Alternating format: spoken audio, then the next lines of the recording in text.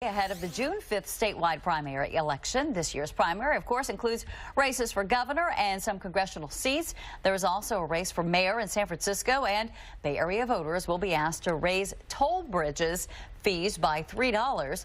The vote in the June 5th primary. In order to vote in that primary, you must be registered by May 21st, which is coming up pretty soon. So let's talk more about just what's at stake with our political analyst, Brian Sobel. And I want to start with the governor's race. Brian, the big news coming out of the Republican State Party Convention in San Diego over the weekend, neither one of the two major candidates picked up an endorsement. What does that tell you about the Republican Party right now? It tells you it's split.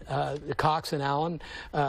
Cox came close. Yeah, he did. We have those results right yes, here. Oh, right here, yes. So he came close, but not, you needed 60%. He didn't get that. So it kind of throws the Republican Party apparatus into disarray in terms of who are they going to eventually talk about as the lead candidate for governor. And that's very troubling for a lot of Republicans. Yeah. So on the national stage here, this is where it intersects. With Republicans thinking that they might lose the House, a lot of them have been focused on getting Republicans into governorships across the country, but it doesn't look like they're being very successful here in California. Well, California is sort of an anomaly when you think about it. It's a blue state.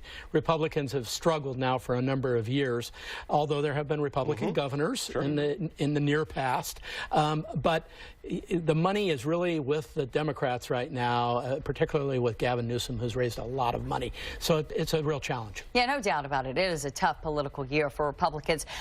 We mentioned the lack of endorsement on the Republican side, but Brian, it was the same outcome on the Democratic side. In fact, none of the main candidates picked up an endorsement from the party. So what does that say about how Democrats are feeling about the candidates? Well, I think it's also split. I think you have some very interesting governor's candidates on the Democratic side of the aisle.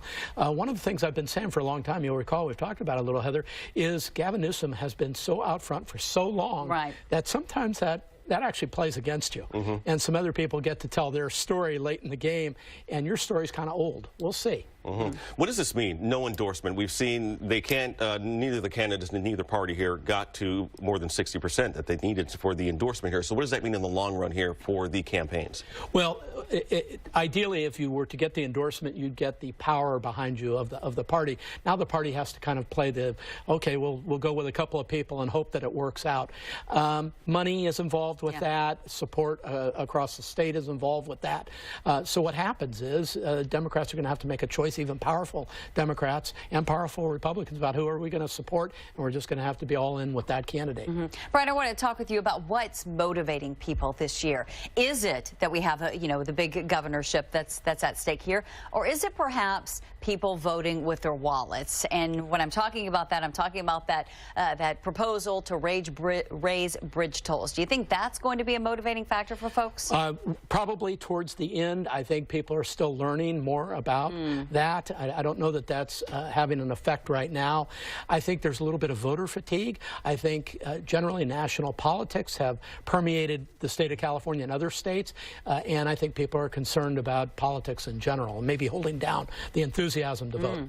I do want to ask you about the bridge toll request for more money there, but we also have the gas tax that was supposed to go to infrastructure. How do you have these double taxes hitting citizens across our area? Well, eventually people, to Heather's point, vote with, well, they get tired and they vote with their pocketbook, as they say, and after a while they say, hey, no. One of the things we've seen, especially at the local level and regional level, has been a pushback against taxes almost entirely. The answer is no. Now what's the question?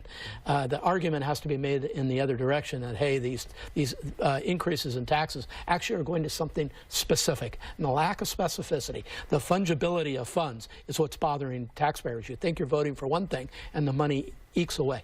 And the fact that in this case, people who don't use the bridges can vote for it and reap the benefits of those hikes. And the people who use it might be second guessing whether that's the one. Absolutely. I mean, it's a very good point. And so, yeah, it's all about who's using the service, whether that matters. Absolutely. All right. Brian Sobel, always a pleasure. Thank you so much. You're very